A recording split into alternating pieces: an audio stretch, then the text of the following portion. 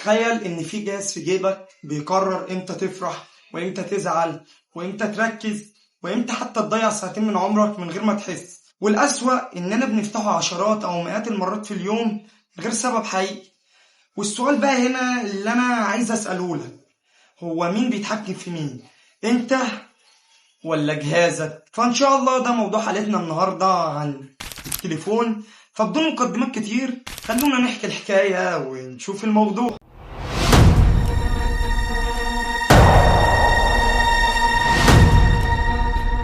السلام عليكم ورحمة الله وبركاته، أهلا بكم في حلقة جديدة من برنامج العبقري.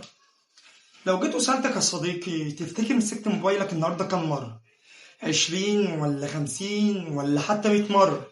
والسبب الحقيقي انك بتمسك موبايلك من غير اي سبب مهم. بالاغرب اصلا ان معظمنا مش عارف هو عمل كده ليه. تخيل مثلا انت بتفتح موبايلك علشان تشوف رسالة، بعد 10 دقايق تلاقي نفسك اتسحلت مع فيديوهات الريلز وفيديوهات التيك توك وتنسى اصلا انت كنت فاتح التليفون ليه. فيعني للاسف لو ده بيحصل لك فانت مش لوحدك. والسؤال الحقيقي مش ليه انا ضعيف، لكن مين اللي صمم الموبايل بالشكل اللي يخلي دماغي ما تقدرش تسيبه؟ لان يا صديقي اللي بيحصل جوه دماغك لا صدفة ولا قلة إرادة، وإنما دي نتيجة معركة على أغلى حاجة عندك وهي انتباه. تخيل كده إنك مركز في المذاكرة وفجأة إشعار واحد بس، مجرد صوت صغير، لكن في أقل من ثانية إيدك راحت عليه. ليه؟ طيب هل الإشعار ده مهم؟ لأ. طيب هل لو انت ما ردتش على الرسالة اللي هي جاتلك هتموت؟ غالبا لا برضه. طيب انت ليه اول ما الاشعار وصلك على طول رحت مسكت التليفون؟ لان الاشعار يا صديقي ده مش مجرد رسالة، الاشعار ده طعم. شركات التكنولوجيا اكتشفت من زمان ان الانسان عنده فضول قاتل، اول ما يعرف ان في معلومة ناقصة مخه بيرفض يسيبها.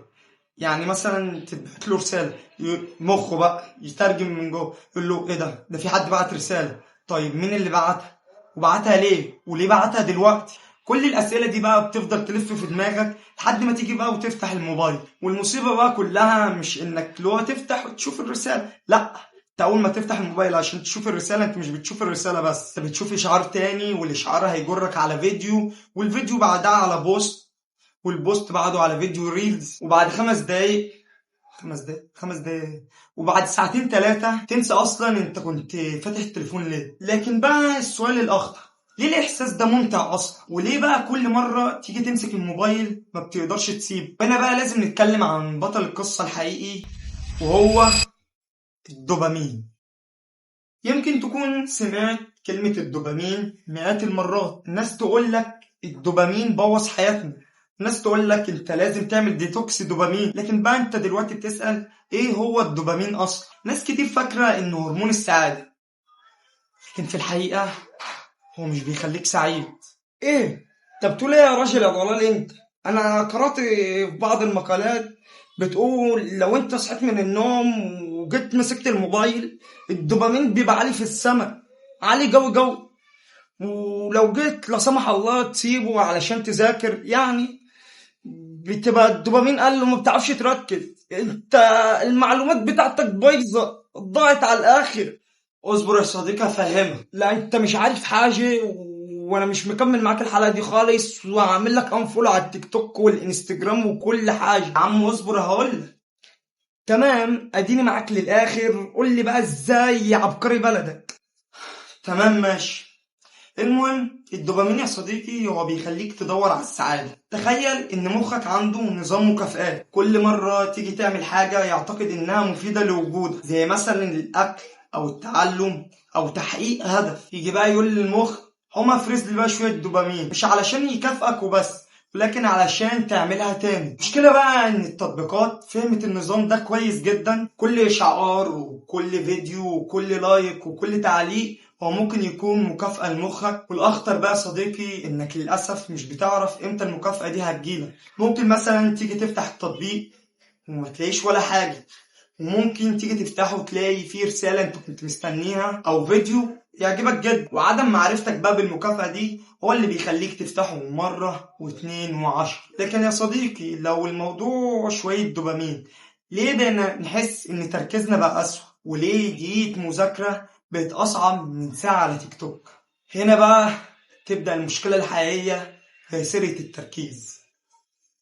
أنا لو جيت وسألتك يا صديقي، فاكر آخر مرة جيت تذاكر أو حتى تقرأ في كتاب أو يا عم مثلا تتفرج على فيلم من غير ما تمسك الموبايل، كان امتى؟ بقى طبيعي إنك بعد دقيقتين بس مش قادر تستحمل وتحس إنك لازم دلوقتي تبص على الشاشة. المشكلة مش لأنك كسول ولا إن إرادتك ضعيفة لا سمح الله، المشكلة يا بيه إن مخك اتعود على حاجة اسمها المكافآت السريعة. فإيه اللي بيحصل بقى؟ أنت لما مثلا تيجي تفتح كتاب فمخك يقول لك لا يا عم ده ممل، مع ان عمر الكتاب ما كان ممل، لكن مقارنة بالفيديوهات القصيرة الكتاب هيطلع ممل. ودي بقى اخطر حاجة عملها المحتوى القصير، انه رفع سقف الاثارة في دماغك. فاي حاجة طبيعية بتحس انها مملة وحاسس انك عايز تدوس اكس 2. حتى الناس وانت في الشارع من كتر الاكس 2 خلينا انت اكس 2 على المحاضرات وكل حاجه انت عايز تنزل الشارع تدوس زرار اكس 2 للناس. لكن لو الموبايل بيعمل فينا كل ده، ليه شركات التكنولوجيا بتصمم التطبيقات بالشكل ده؟ هل ده مجرد صدفة ولا في سبب تاني بيخليهم يحاربوا على كل ثانية من وقت؟ هروح اشرب مية وارجع لك.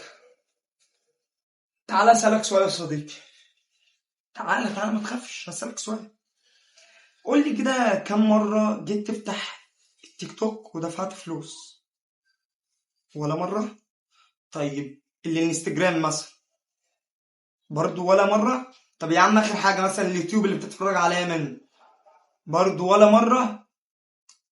طيب لو انت ما بتدفعش فلوس خالص، الشركات اللي بتمتلك التطبيقات دي ازاي بيحققوا مليارات الدولارات سنويا؟ بيجيبوا الفلوس دي كلها منين؟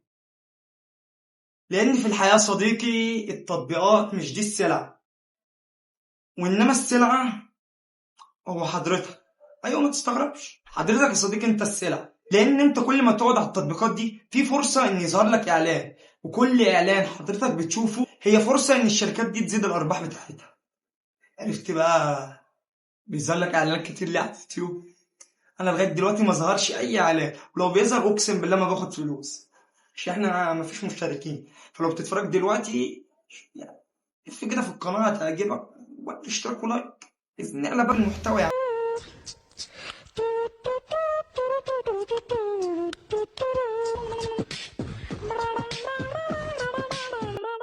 عشان كده بقى الشركات دي مش بتتنافس على انها تعمل احسن تطبيق اجمد تطبيق، لا، هي بتتنافس على اهم حاجه عندك وهي وقتك اللي ربنا يسألك ضيعته في ايه. كل دقيقة زيادة معناها أرباح أكتر، ولذلك في آلاف المهندسين وعلماء النفس والمصممين شغلهم الوحيد بس إنهم يخلوك ما تقفلش التطبيق. فهل كل ده علشان إنهم بيكرهوك؟ لا، كل ده علشان كل دقيقة منك تساوي فلوس. طيب لو المعركة بالحجم ده كله، هل كده خلاص احنا خسرنا؟ وهل مستحيل خلاص نسيب الموبايل؟ اسمعش منك الكلمة دي، حاجتين أقولهم لك.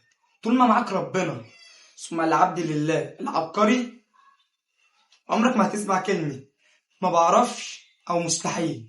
وده مش لأني سوبر مان ولا خارق ولا أي حاجة، السر كله في النضارة دي. كده بشري عادي، كده خارق. ده شايف المعلومة اهي، استنى اهي أقول لك دلوقتي المعلومات. أنا آسف على العبط اللي حصل شوية. الحل بسيط، بس احنا دورنا في المصادر ووجدنا انك لازم تفهم مخ. اول خطوة انك تقفل الاشعارات اللي ملهاش لازمة، لان كل اشعار بيجيلك هو محاولة جديدة لخطف انتباهك. وتاني خطوة ابعد الموبايل عن سريرك، لان اول 5 دقايق بعد ما تصحى بتحدد شكل يومك كله. تالت خطوة ما تفتحش التطبيق وانت زهقان، لان الزهق ده اول خطوة اللي بيخليك تدمن الموبايل. رابع خطوة حدد وقت للسوشيال ميديا بدل ما هي اللي تحدد لك وقت. خامس خطوة لما تيجي تمسك الموبايل اسأل نفسك سؤال واحد بس، انا ليه مسكته؟ لو ما لقيتش اي اجابة استأذنك تروح تسيب. في اول الحلقة سألتك سؤال، وهو مين بيتحكم في مين؟ وبعد كل اللي عرفناه واضح ان المشكلة مش في الموبايل ولا حتى فيك، ما تخافش يعني.